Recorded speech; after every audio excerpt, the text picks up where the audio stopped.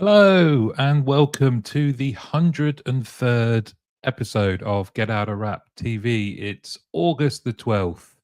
I hope you are all well and enjoying the sunshine if you're here in the UK.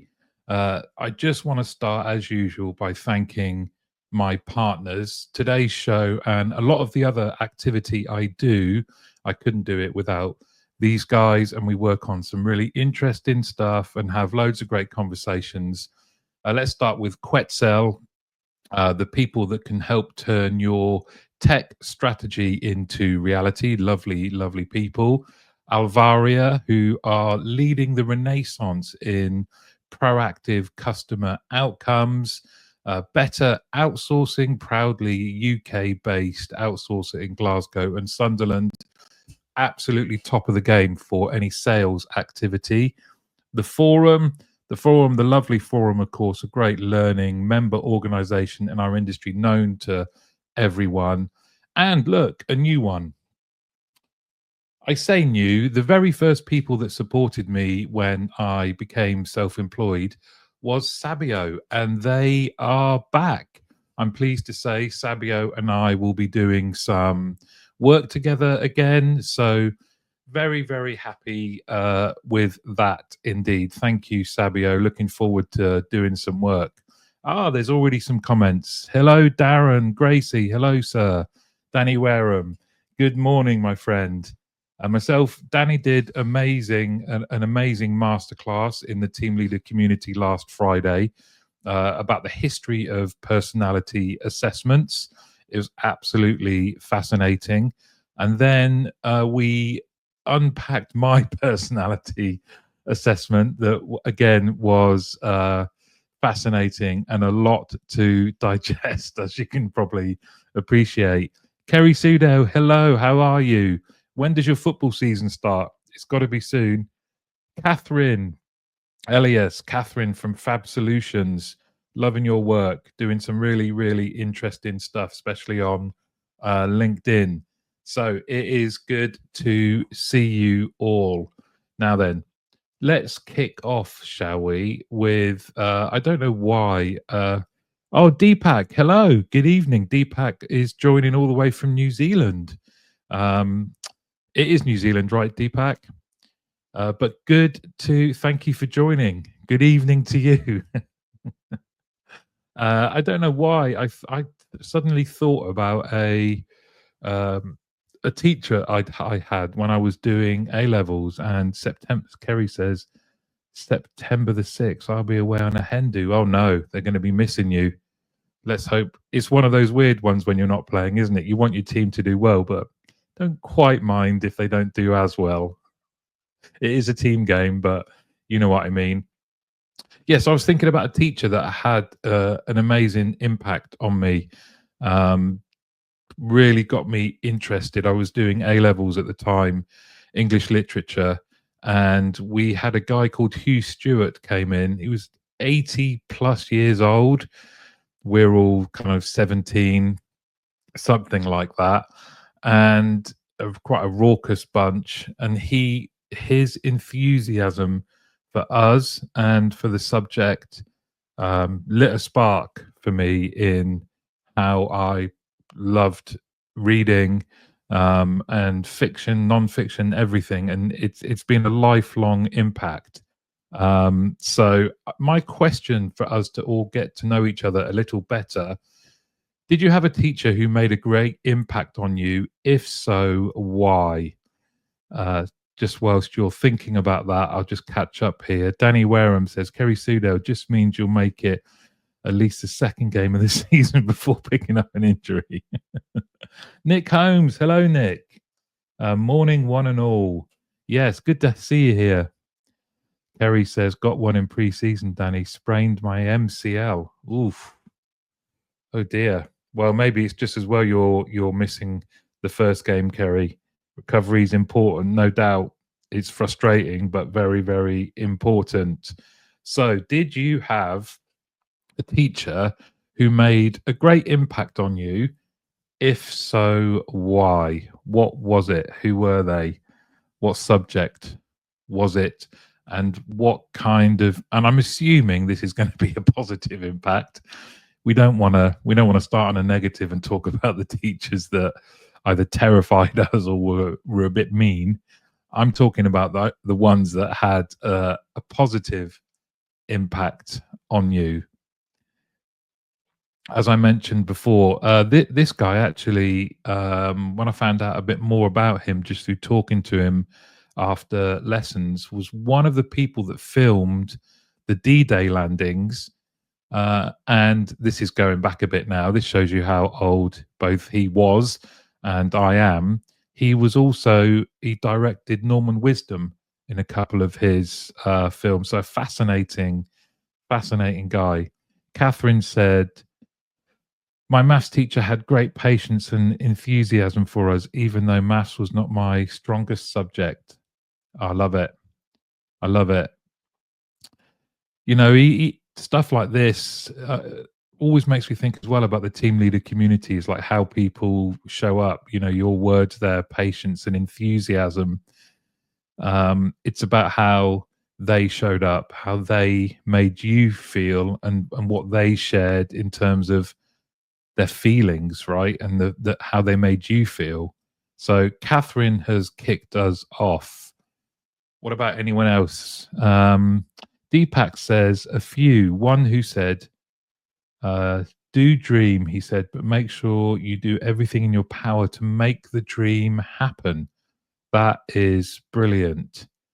I wonder if that's who Hugh Stewart halls were named after at Uni of Nottingham. Oh, I don't know. I think I'm gonna find out. I'm gonna look into that. I'm not sure.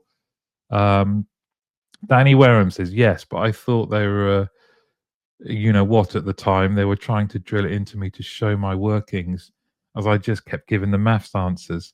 I thought it was their problem that they couldn't just do the answer without the workings. But it was a lesson in life about bringing others on the journey rather than just striving out alone. Yes, fascinating.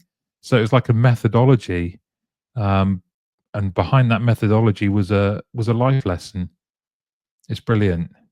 Melody, my daughter, is loving being a teaching assistant, and not just because she's on summer holidays, but I just think it's such a worthwhile and worthy career to help in a small way, and you know, maybe significant way actually, positively impact people's lives.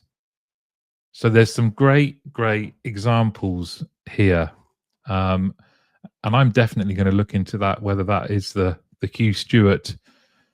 If they named a hall after him, that'd be great. I think Mr.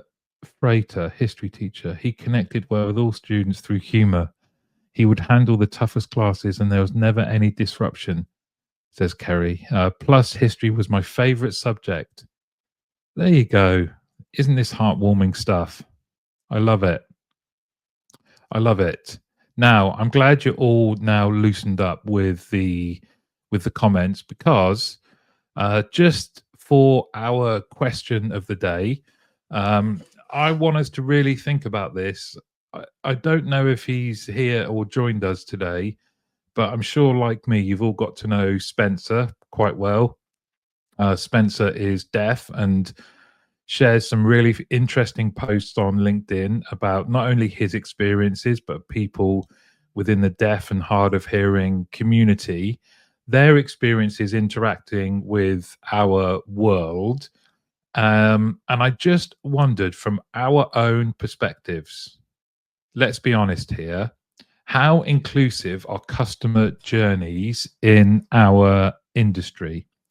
Now, I've had many chats with Spencer, and when I think back to especially my time in an outsourcer, where we had lots of different clients offering different services, and part of the role often was looking at the customer journey, thinking about how we could do it. You know, we had lots of restraints around time and cost and training, and honestly, and this was going back a bit, but honestly, at no point did we think about how inclusive were those journeys? I think from an operational point of view, we'd often think, well, that can be picked up through other departments, right? Whether it was the people responsible for the websites, whether it was specialized teams.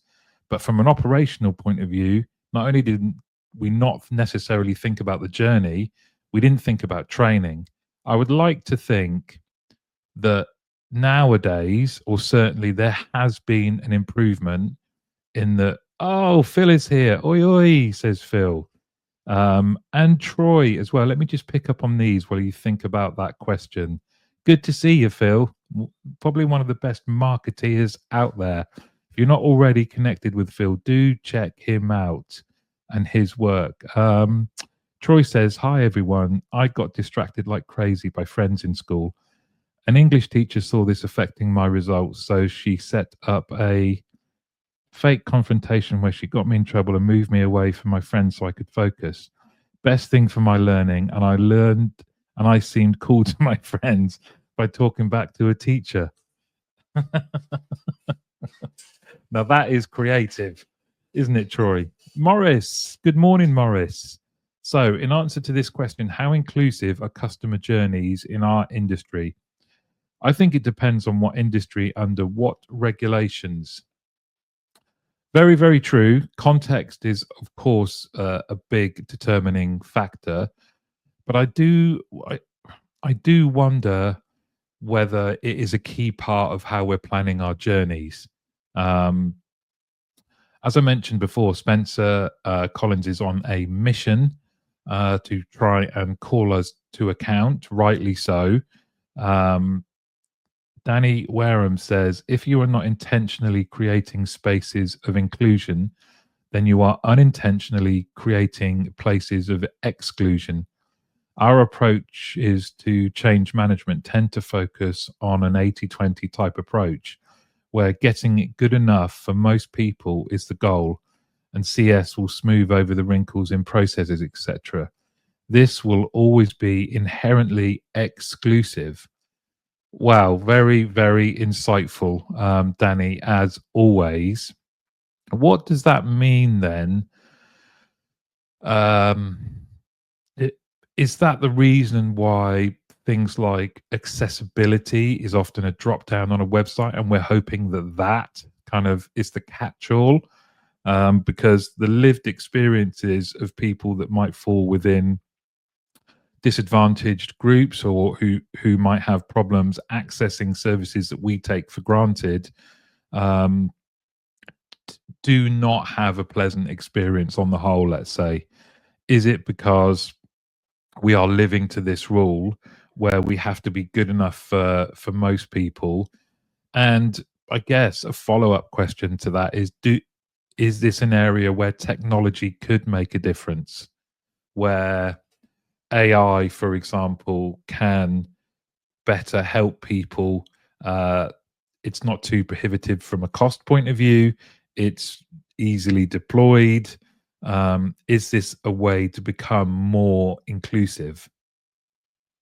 As our understanding of where people are at, of course, you know, the scope of the scope of people that might consider themselves uh, disabled or disadvantaged is wider than it was certainly 15 to 20 years ago. Our better understanding means we should be able to cater for more people.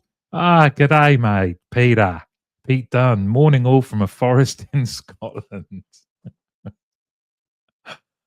Pete Dunn, the bear in a forest in Scotland. I love it. Good to see you, mate. You must have a view on customer journeys. A man of your skill set, um, who has seen many, many different ones over the years and helped develop some great ones. To what extent was whether the customer journey was inclusive in your thoughts and in your mind? Is it a part of the review process? These are areas now that we absolutely have to think about. And I guess part of the other question here is, to Danny's point, what does that mean? Does that mean that the best we can ever hope for is a 7 out of 10? What can we do? Is it that producing a fully inclusive customer journey is too prohibitive, because you can't cater for everyone? Uh, Short answer, says Pete Dunn, not very. Mapped by committee to a process, often excluding various customers as a result. Yes, you've hit the nail on the head there, I think. It is it is nice to see that in some of the awards categories and kind of the judging process, that this is a consideration now where perhaps it wasn't. So I do think we are evolving and becoming more progressive. I hope so. Morris Pentel, as a designer, you would create separate and appropriate journeys rather than shoehorn people into the same journey. And this needs to be driven by legal requirements. Yeah, you make a good point, Morris, and it's good to call out and make us all aware, of course, that regulators, regardless of what kind of industry they oversee, have a key part to play here. They can definitely influence and what's the word? Regulate what we have to do. It's a really really good point. Do keep these answers coming. So the question is, how inclusive are customer journeys in our industry? Dara, hello, Dara. I really enjoyed your lunchtime leadership lunch, was it called, on Friday. If you haven't been to one of Dara's sessions before, it's really nice and relaxed. It's a nice way to network and meet people. But let me just catch up with his comment here. Dara says, I think, oh, it's just disappearing. Let me just get it back. I think contact centers have come a long way, but true inclusion means designing for everyone from the start, not bolting it on when someone gets left out. We need to be more proactive rather than reactive. I think the most inclusive journeys are found in regulated sectors. To Morris's point, you're agreeing there, where there's both a legal push and public accountability.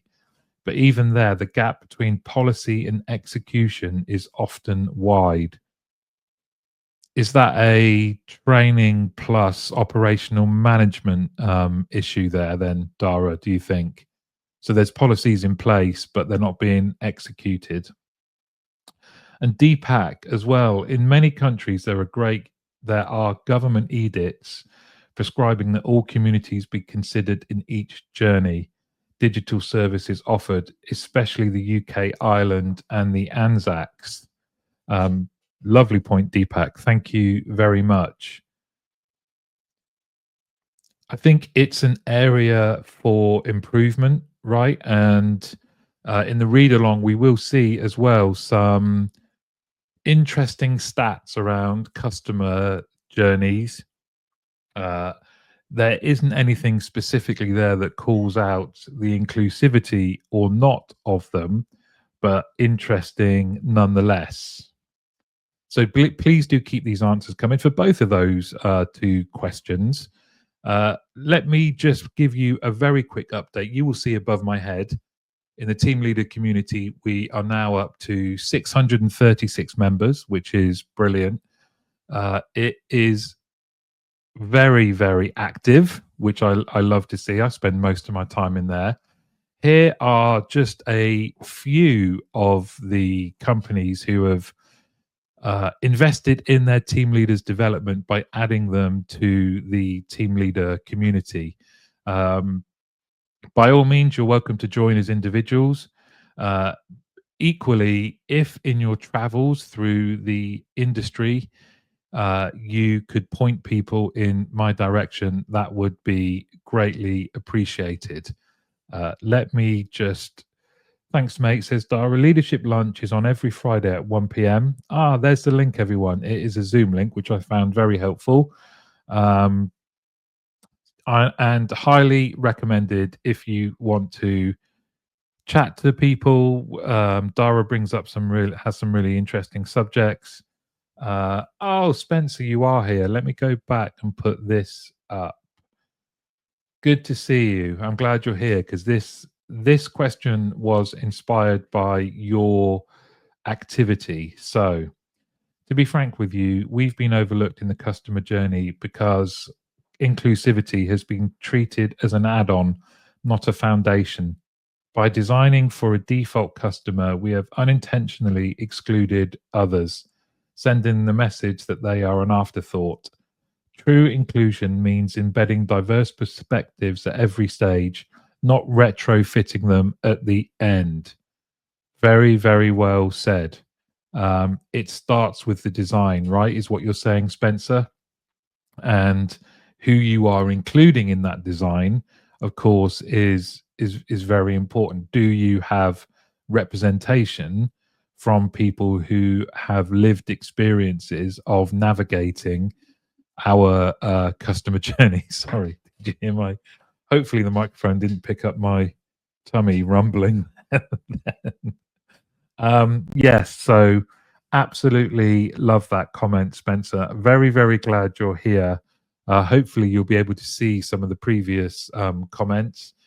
I think more power to you and the action you are taking. I know for you, it is very frustrating that, and I think one of your posts recently talked about it's not just a badge, it's an activity. So people stating that they are inclusive and offer inclusive experiences when in fact they don't, and you have been able to evidence that, must be very, very frustrating. But I know for a fact we are all behind you, and we also do have the power to make changes. We have the power through where we work, where we might be engaged to work from a consultancy point of view, and just in our influence through talking to people. We can do more is the general message I'm getting from you all. We can do more. And yes, Dara, your leadership lunch is free. I should have said. Okay. I hope Danny's still with us because he does love a little VT. And here's one for you now.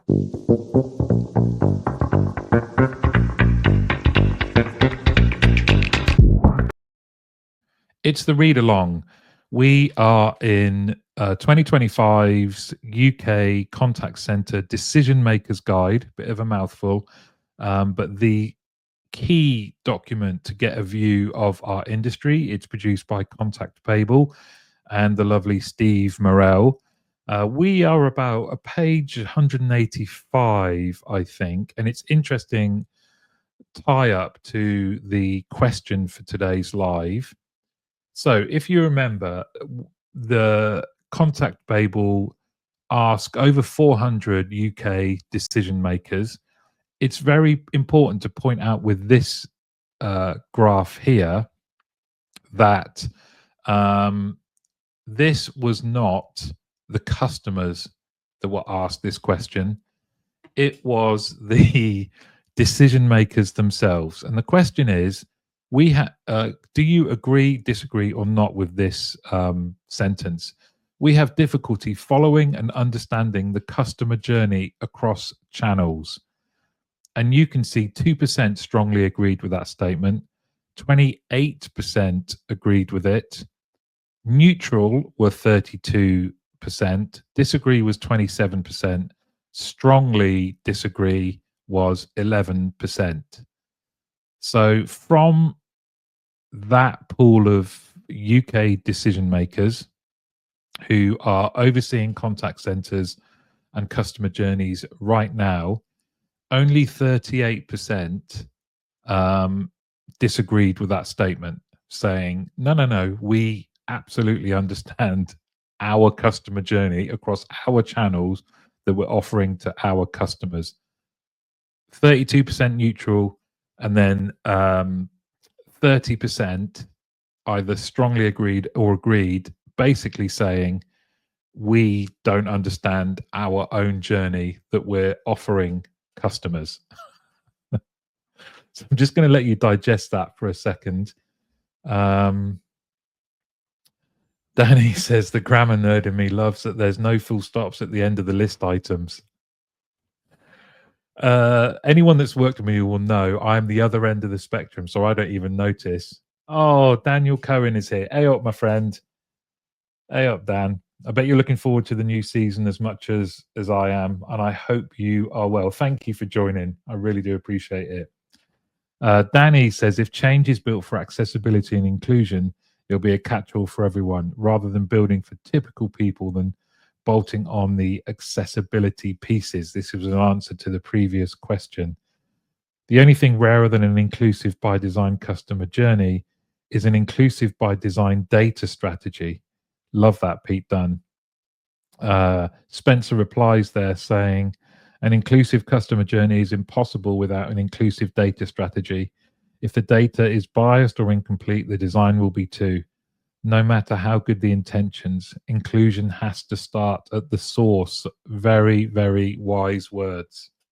What are your thoughts on this? I found this surprising. That surprising, but also refreshing. It's refreshing that people take the survey seriously and are honest and can say, yeah, our journey is difficult to follow and understand across all of our different channels. Now, if the people responsible, I think LinkedIn has had enough of my comments and decided not to show them to Martin. Oh, there are more, Danny. That one's come through. I'm sorry if I've missed any. It's not me. I'm not ignoring you. It does LinkedIn glitches with this. Even though this is one of their recommended provider platforms, it doesn't always work seamlessly. The connection between the two. So, have I missed a comment about this, which I found fascinating? Think about that question. We have difficulty following and understanding the customer journey across channels. If we feel like that, what chance do our customers have? Not much. Okay, let me move on. Related to that question is if that is, let me just pick up Dan's comment here. Sorry, I read your full name then, like a teacher. Daniel Cohen, yes. These types of questions can sometimes be interpreted differently. I'd hope most understand it, but could be swayed by them not understanding how to fix the journey. Okay, yeah. Maybe that's about understanding the problems then. So you understand the problems, you just don't understand how to fix it. Still interesting, isn't it? Now let's have a look at what the top 3 barriers to producing a truly omni-channel journey are. No surprise, I think, that of those people that were surveyed, by far the most popular choice, whether it was either first, second, or third, was the technology platform they have does not support a single customer view. And I think we've all experienced this, and this is happening every single day, where our customer facing team members are logging on to 5 different systems. Danny Wareham says, I'm not sold on the data.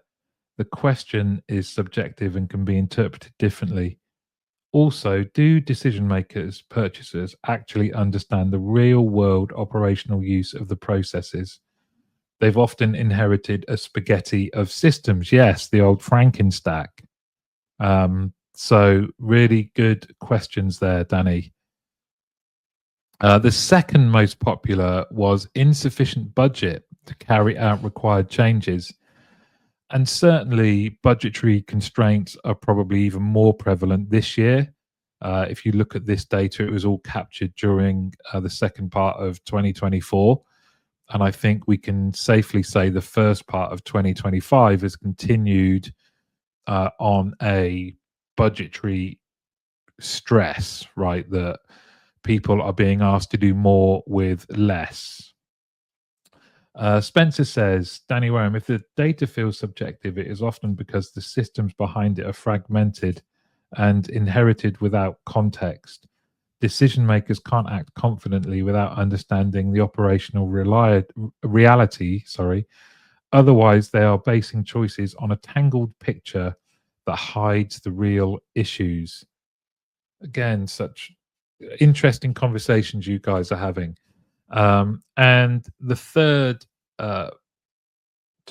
the third barrier to an omni-channel solution is business processes are siloed and separate, which I think we can all relate to that.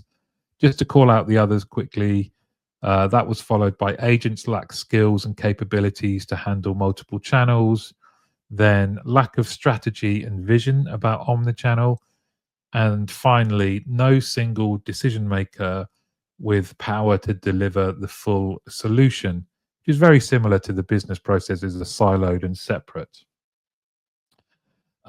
Danny Wareham says, our tech isn't fit for purpose, but we have no money. Mrs. Potts' voice, tale as old as time, tune as old as song. Very, very true. And then the final one I just wanted to point out here was the view from the decision makers on how do you think inbound channels will change in your contact center in the next 12 months. And you can see all of the different channels there, and then whether they expected those to increase, greatly increase, slightly increase, no change, slight decrease, greatly decrease. It's interesting to see letters is still a channel, and I think that's related to certainly medical utilities, perhaps. There was one other vertical that I can't remember off the top of my head. Um, Very interesting on telephone live agent. 2% said increase, 18% said slightly increase, 27% said no change. But then when you look at 46% said they imagined that there would be a slight decrease in that channel, and 7% said it would greatly decrease. Spencer's replied to Danny saying, lack of budget is the oldest refrain in the book, but the real cost is inaction. How outdated tech drains efficiency, frustrates users, and quietly erodes value for more than strategic investment ever would. Very, very true. Pete Dunn says, when we're reactive, using lag metrics and disjointed systems to define our non-conformance to certain pre-allocated categories, is it any wonder CX is problematic? Very, very true. So yes, just coming back to this, how do you think inbound channels will change? The commentary on this was that this was probably, whilst I think everyone for many years has said that telephone live agent as a channel will decrease, this was the highest proportion for a few years of people saying they thought that would be the case. Danny says, is that how do you want them to change? I.e., with like web chat and SMS, which can be concurrently handled or given to bots, which saves people on OPEX?